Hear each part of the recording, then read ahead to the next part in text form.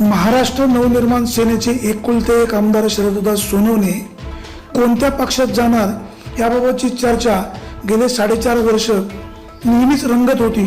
आता मात्र शरददादा सोनवणे कोणत्या पक्षात जाणार हे निश्चित झालं आहे। आमदार शरददादा सोनवणे रेल्वे इंजिन गुंडाळून ठेवून हातामध्ये शिवबंधन बांधणार आहेत। गेले अनेक दिवस शरददादा सोनवणे यांच्याबद्दल वेगवेगळी चर्चा रंगत होती। मात्र ऐन लोकसभा निवडणुकीच्या तोंडावर खासदार शिवाजीराव आढळराव यांनी उद्धवसाहेब ठाकरे यांच्याशी चर्चा करून योग्य प्रकारे समेट घडवून आणलेला आहे आणि कोणत्याही दिवशी आमदार शरददादा सोनवणे शिवसेनेमध्ये प्रवेश करणार आहेत। 2 दिवसात म्हणजेच 11 तारखेला बहुधा शरददादा सोनवणे यांचा शिवसेनेमध्ये प्रवेश होऊ शकतो।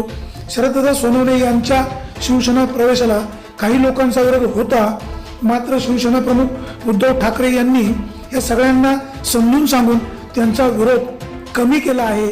येत्या काही दिवसातच शरददादा सोनवणे शिवसेना पक्षामध्ये येऊन हाती धनुष्यबाण घेणार आहे।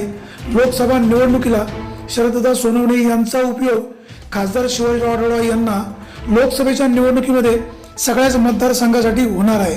शरददादा सोनवणे यांचं वक्तृत्व चांगलं आहे।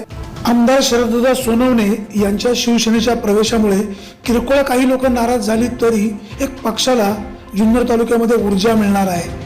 पक्षप्रमुख उद्धवसाहेब ठाकरे यांचा हा निर्णय पक्ष संघटनेसाठी नक्कीच फायद्याचा ठरू शकतो। आमदार शरददादा सोनवणे आपल्या सहकाऱ्यांशी याविषयी चर्चा करून लवकरच शिवसेनेत प्रवेश करणार हे मात्र नक्कीच। ब्युरो रिपोर्ट, विघ्नर टाइम्स।